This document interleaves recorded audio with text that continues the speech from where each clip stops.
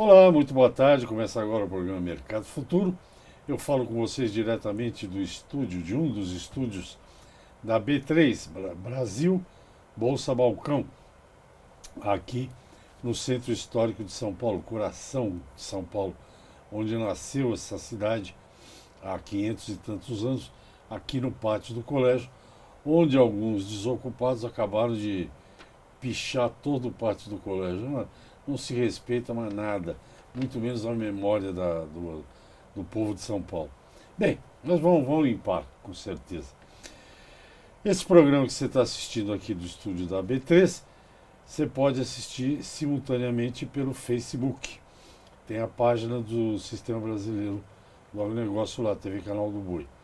E se você quiser rever ou se você perder e quiser assistir numa outra hora que seja mais conveniente, daqui uma semana esse programa fica na página Programa Mercado Futuro no YouTube. É só ir lá que está o programa, você pode ver quantas vezes quiser. Indo ao YouTube, não deixe de ir no meu outro canal, o Direto da Bolsa. Bem, o programa de hoje, vai ser muito interessante, vocês vão ver como eu tenho razão. Está aqui ao meu lado um jornalista, já não é tão jovem, já é experiente, né? Não sei de idade, mas já tem experiência. Trata-se do Paulo Eduardo Palma Beraldo, já tem uma experiência relativamente boa e, digamos, com conteúdo da profissão. Quando eu o conheci, ele ainda estava, ainda não tinha feito o TCC, que é essa modernidade aqui, uma espécie de tese, né, de formando. E o Paulo tem uma curiosidade, que é o que eu gostaria de explorar hoje aqui na conversa. Que ele tem viajado, ele tem sido um jornalista ativo, tem feito, já fez vários programas, um último que eu me lembro aí é de jovens agricultores ou quem trabalha com agro em vários países do mundo. Ele viaja muito, tem uma capacidade de ganhar prêmios jornalísticos que eu vou tentar descobrir como é que é isso. Eu só tive um até hoje, olha que faz tempo. Paulo, boa tarde, muito obrigado pela sua presença. Eu queria que você contasse como é que funciona esse negócio. Não é congresso, é uma espécie de workshop. Um foi em Roma, outro foi na Bélgica. Como é que é isso aí? Como é que você chega nisso aí? Bom, boa tarde, Rest, boa tarde a todos que assistem o programa. Manda um abraço para Cafelândia. Um abraço para todo mundo que está me assistindo em Cafelândia, minha família. Cafelândia e região. Cafelândia e região, isso mesmo, interior de São Paulo, Mami, minha terra querida. o Papi com seus ovinos. Isso. E sua cana de açúcar. Mas diga lá. Bom, eu acho que uma das coisas que é mais importante hoje em dia, Rest, em todas as profissões, é você fazer uma coisa diferente do que todo mundo está fazendo. Então eu percebi isso desde a faculdade, que nenhum dos meus colegas gostava de agricultura. E é a área que mais me interessa desde sempre. No Estadão as pessoas me chamam, onde eu trabalho agora, é o Agroboy, o Paulo gostou de agricultura, todo mundo já bate o olho. Ele trabalha no glorioso estado de São Paulo. Fala. E apesar de ter passado por vários lugares no Estadão, eu sempre mantive esse olhar para a agricultura, de acompanhar o setor. E existem inúmeras oportunidades, não é só na agricultura, e não é só no jornalismo. Esses workshops, existem milhares, é sério, é só você ir procurar. E você estava comentando, você foi para a Bélgica, eu fui para a Itália, é verdade, fui aprovado nesses editais, a gente pode conversar mais sobre isso. Mas perdi vários também, vários. Esse ano já me candidatei para a Alemanha, para a Polônia e não deu nada certo, mas eu acho que o importante é não desistir, porque uma hora dá certo. E isso eu tenho muito claro comigo, essa de persistir, sabe, errar de novo e errar melhor, sabe? As pessoas falam isso, eu gosto dessa frase. Então vamos falar de quem falou essa frase. Samuel Beckett. Ah, é? Samuel Beckett? Teatrólogo? Isso. Fail again, fail better. Ele fala isso. Fail again, fail better. É. Como o nosso diretor está cortando o programa aí, eu também gostei da frase do Samuel Beckett. Fail well, fail better. Errou uma vez, errou melhor. Erra melhor, isso aí. Me conta daquela primeira. Onde foi? A primeira foi Bélgica, não foi? Isso, a primeira viagem foi em Bruxelas. O que você tirou de lá? O que se falou lá? Olha, a primeira coisa que é uma mensagem importantíssima é que a gente precisa mostrar um outro lado da agricultura. O lado da agricultura que dá muito certo. Isso no mundo. No mundo todo, porque os jovens, o pessoal da minha geração não quer trabalhar com agricultura. Porque muitas vezes as pessoas têm uma imagem que trabalhar na agricultura é plantar, colher, mas existe um universo de possibilidades que orbita todo esse cenário da agricultura. Você pode ser um cientista de dados e trabalhar numa multinacional como a IBM, por exemplo, tem um departamento gigantesco de agronegócio. Você pode ser um biólogo e pode pesquisar coisas das plantas. Você pode ser um economista e trabalhar aqui com o mercado futuro e agronegócio. Você pode ser um publicitário e trabalhar para uma grande companhia. Então eu acho que falta alargar um pouco esse olhar para que os jovens queiram trabalhar na agricultura, na cadeia da agricultura, em suas mais diversas possibilidades. Gozão, você citou várias profissões, menos jornalista, mas eu Também. vou deixar barato isso. É o seguinte, eu tenho feito muitas entrevistas aqui para corroborar o que você está dizendo aí, com o pessoal de tecnologia, as agtech, né, que se chama agtech. Uso de drone, uso de... Outro dia veio um rapaz aqui com um aparelhinho, que é o mesmo aparelho, parece uma caixa de fósforo mais gordinha. É o mesmo aparelho que se usa, por exemplo, para subir ao Himalaia, que os alpinistas usam. Ele só transmite dados, ele não recebe. É o famoso single upload, ele só para localizarem alguém quando cai, ou, enfim. Certo. E o agro está com uma tecnologia para esse pessoal, engenheiros ou tal, que é um negócio absurdo. E o Brasil, seguramente, vai ser um país líder nisso, porque Brasil e Estados Unidos, porque a agricultura aqui é um negócio muito forte. Muito.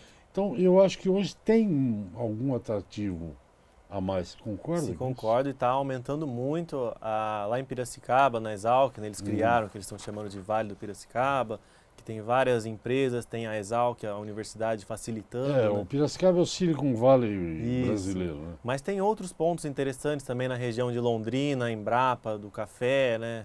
Eles estão criando grupos, né? Eles chamam de hubs, né? Que seriam centros de inovação, né? Que concentram vários segmentos daquela cadeia que possibilita crescer. Uberlândia, no Rio Grande do Sul tem. Então está pipocando assim, empresas interessantes ao redor do país. Duas coisas, uma questão técnica. Hub em inglês quer dizer alguma coisa? Eu imagino que seja um centro que concentra... Não, porque se usa em aviação, né? Usa, sim. Congonhas é um hub, que sai avião daí para tudo. Brasília é um hub, porque conexões... Com todos os lugares. Eu achei que tinha um significado em inglês. High. Pode ser a alta frequência. Será? Não sei, o chute valeu. Então, mas por que você resolveu ser jornalista?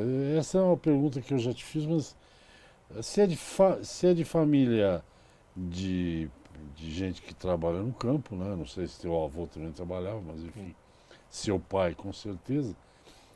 E o que te chamou a atenção? Depois do intervalo, tá? Converso com o Paulo Eduardo Palma Beraldo, ele é jornalista, é repórter de política. Eu não vou falar de política, só estou dizendo que é repórter de política, lá do estado de São Paulo. O Estadão é um glorioso jornal onde eu comecei minha carreira e muito me orgulho de ter começado lá. Aprendi a escrever lá dentro do Estadão. Mas vamos no intervalo, a gente volta já. Olá, muito obrigado por você estar aí do outro lado, assistindo o programa Mercado Futuro. Hoje eu converso com um jornalista, é um programa sobre... Não é sobre amenidades, mas a gente está batendo um papo aqui. O jornalista Paulo Eduardo Palma Beraldo, nascido em Cafelândia, interior de São Paulo. Cafelândia devia ter muito café. Antes do intervalo, eu te perguntei essa questão do jornalismo. Eu quis ser jornalista porque eu gostava de escrever. É muito simples assim.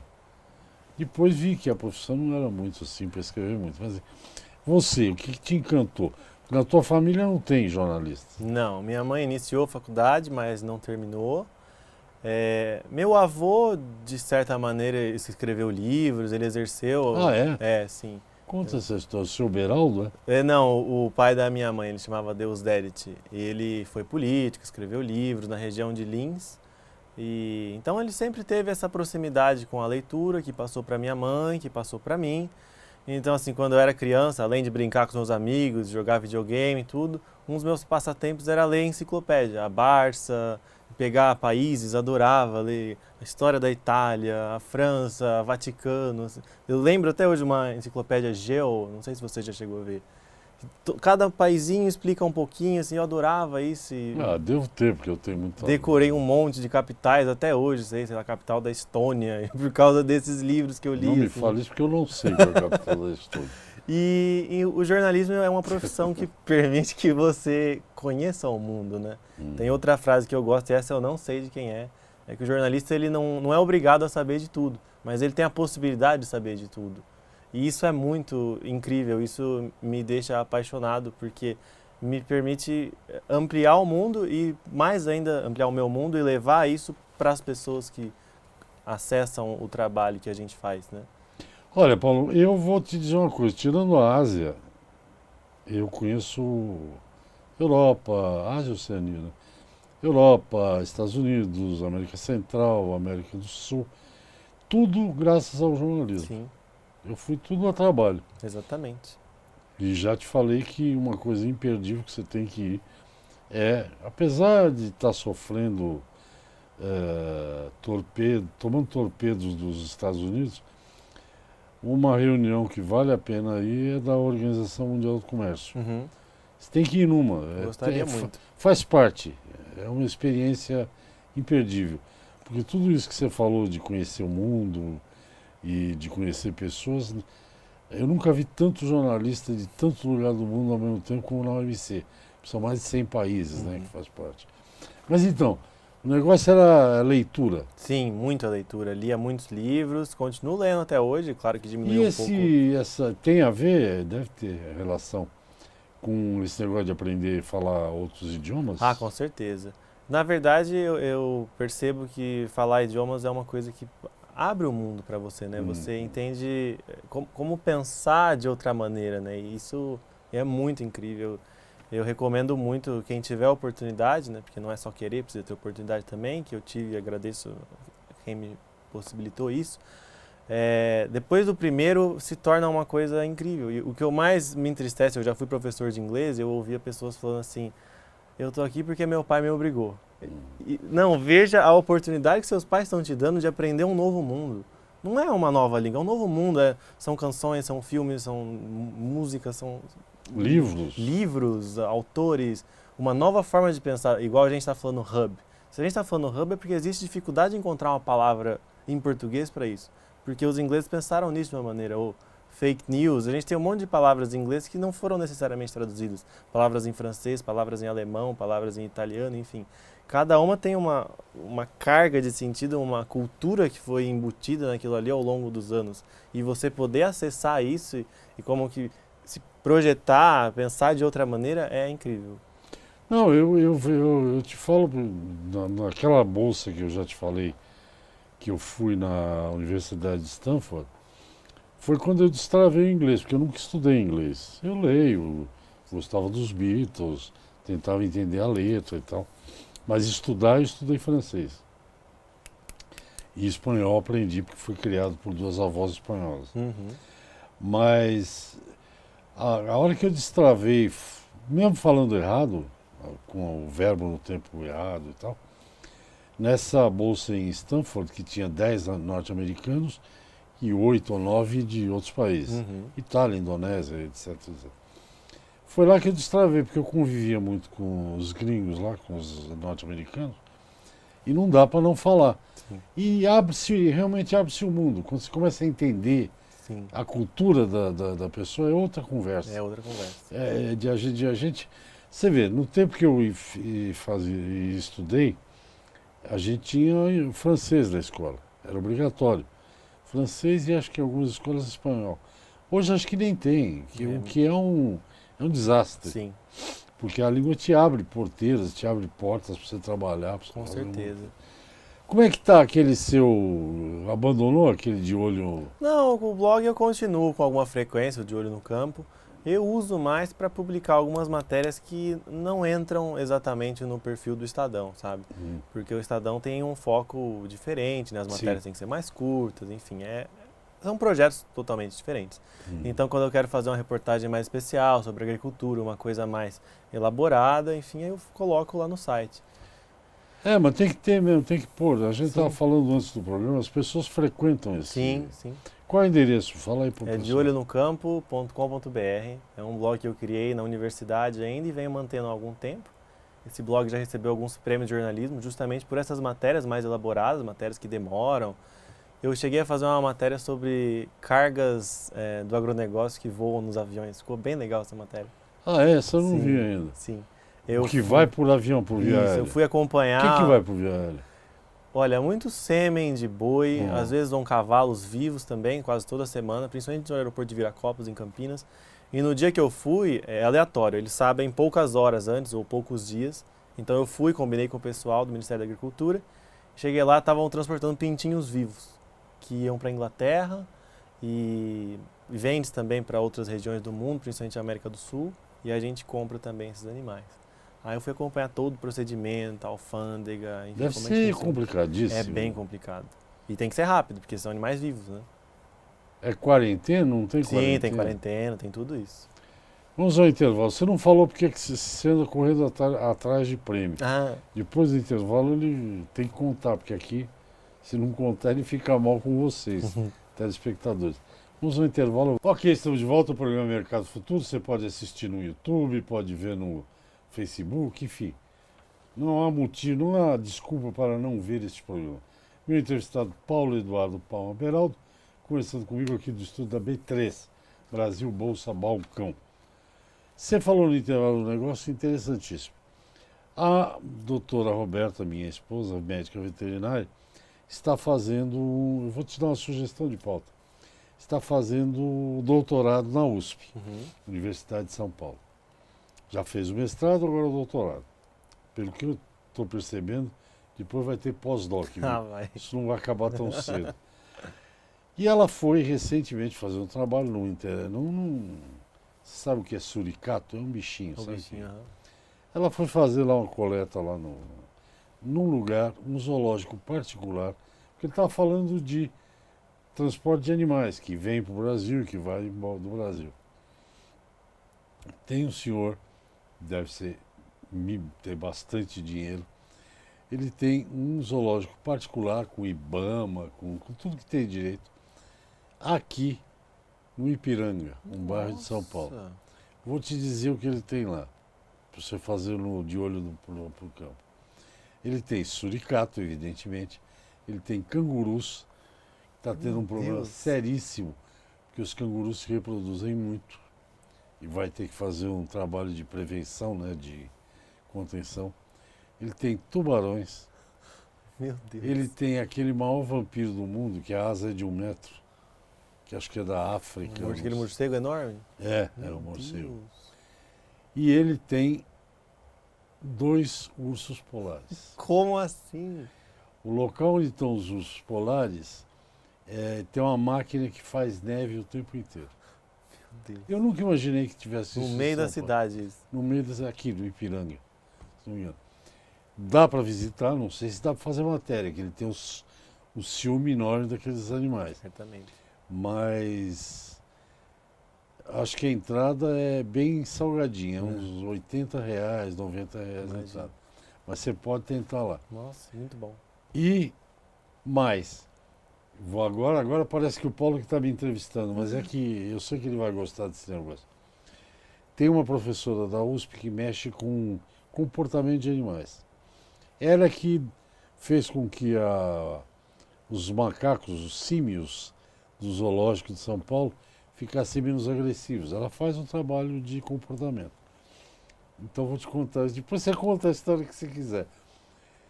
Onde é a boca do tubarão? É embaixo. Embaixo, certo? E você precisa treinar os bichos para coletar sêmen, você tem que treinar, carneiro, qualquer coisa. E dá a recompensa. Para o tubarão, você não pode botar a mão embaixo, porque ele corre o risco de ficar sem mão. O que essa professora da USP está fazendo? Eu acho isso inacreditável, eu adoro pesquisa.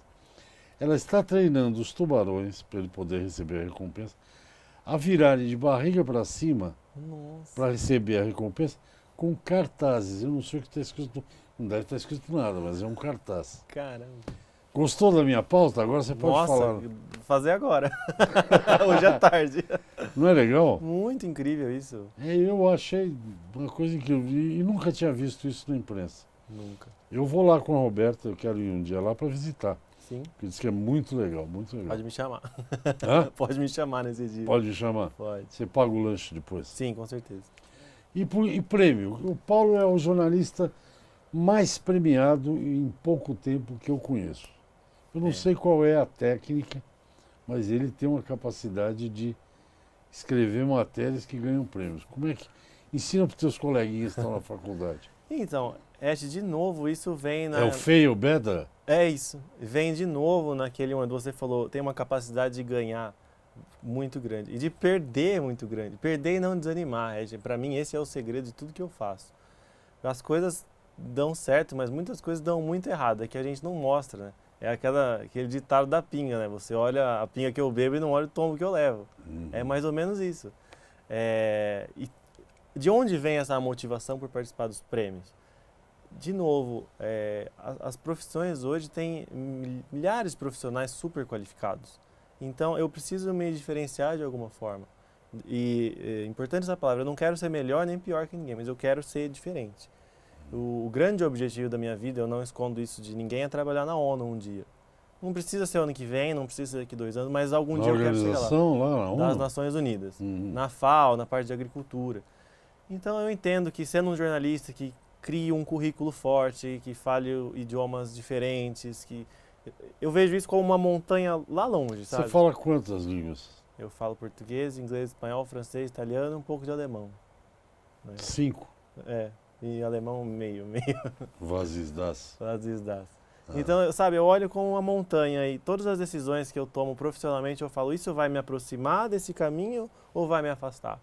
Então eu recebo dezenas de e-mails, uma reportagem sobre saúde, quer fazer... Não, porque não vai me levar onde eu quero chegar. Então, um prêmio sobre saúde eu não participaria, mas um prêmio sobre economia, sobre política, sobre agronegócio, que é a área que eu mais me interesso, com certeza isso vai me aproximar de onde eu quero chegar. Você ganhou mais do que perdeu ou perdeu mais do que ganhou? Perdi, com certeza, bem mais. Com certeza. Eu te falei, fui para Roma e fui para Bruxelas. Tentei para Colômbia, tentei para o Japão, tentei para o Chile. Olha, por exemplo... Você foi para o Chile? Eu fui para o Chile. Eu fiz um intercâmbio lá. Antes desse intercâmbio, eu tentei uma vez e falhei. Tentei para os Estados Unidos, também não deu. E o que eu fiz? Como alguns colegas vêm fazendo, não, é muito difícil. Eu ouvi isso desde o início da faculdade. É muito difícil. Mas alguém tem que ir, Regis. Alguém tem que ir. Eu lembro um dia, um grande amigo meu foi aprovado para Portugal. E a gente entrou junto, a gente fazia as mesmas coisas. E eu falei, cara, o raio caiu do meu lado. Podia ser aqui. E aí foi... Foi pertinho, né? Foi pertinho. Foi quase.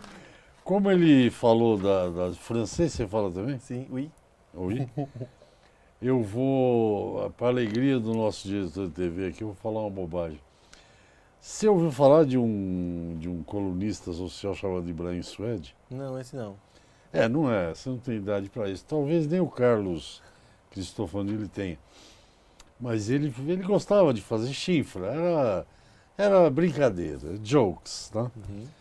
E ele tinha teve uma época que ele tinha uma coluna na TV, uma grande rede TV, e ele falava umas coisas em francês, por exemplo, ele se despedia assim, ademã, que eu vou me embora e tal. Mas um dia ele quase me provocou um ataque de riso. Ele falou assim, Le Lion, eu já te contei essa história? Não, essa não. Le Lion est le roi des animaux. Traduzindo para vocês, era assim, Ibrahim Suede. Traduzindo para vocês, Le Lion est le roi des animaux. O leão de Urrar desanimou.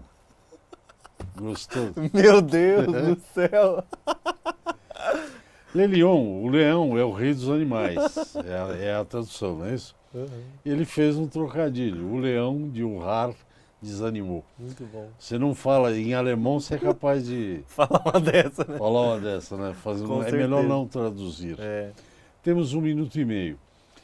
Eu só queria te acrescentar o seguinte, que acho legal que você está trabalhando na área de política, nacional ou internacional, melhor internacional que nacional, para minha opinião, Porque a ONU, que é um belo objetivo, que eu não sabia, eu não lembrava de você ter me dito isso, além da capacitação que eu acho que você já tem sempre um lado político, é um organismo político, então é bom você conhecer como funciona isso. Certamente. Boa sorte então para o seu caminho para a ONU. Muito obrigado. Adorei a frase. Fail. Fail, fail again, fail better. Fail, fail again, fail better. Eu não falei nada, mas eu também, eu me chamo às vezes aqui na minha atividade de programa aqui. Eu adoro um ator chamado Bruce Willis. Tá meio parado agora. E por uma coisa assim, essa coisa que você falou de tentar e retentar, eu chamo de outra maneira. Eu digo que eu sou duro de matar. Que é mais ou menos fail, fail again, fail better. É isso aí. Até aprender. Até aprender. Nosso programa acabou. Muito obrigado. Muito obrigado. Agradeço demais você ter vindo aqui. Eu sei que você vai para o Estadão agora. Sim. Sucesso lá e Obrigado. vai no zoológico Sim. particular. E até a próxima conversa. Até a próxima. A minha colaboração, por enquanto, para o Paulo, foi um livro que ele leu, que eu emprestei, sobre ética no jornalismo, que é uma pequena contribuição, mas eu acho que Maravilhosa contribuição. de bom valor. Muito obrigado, até a próxima. Muito obrigado. Um abraço para Cafelândia, seu pai. Fala o nome do seu pai de novo. Paulo Eduardo. Seu Paulo, para dona Bárbara. Bárbara. Ela vai ver o programa. Vai, né? com certeza. Tá. Até o final. Com certeza. Depois ela vai ficar vendo no YouTube. Obrigado, Paulo. Até amanhã, até o próximo programa.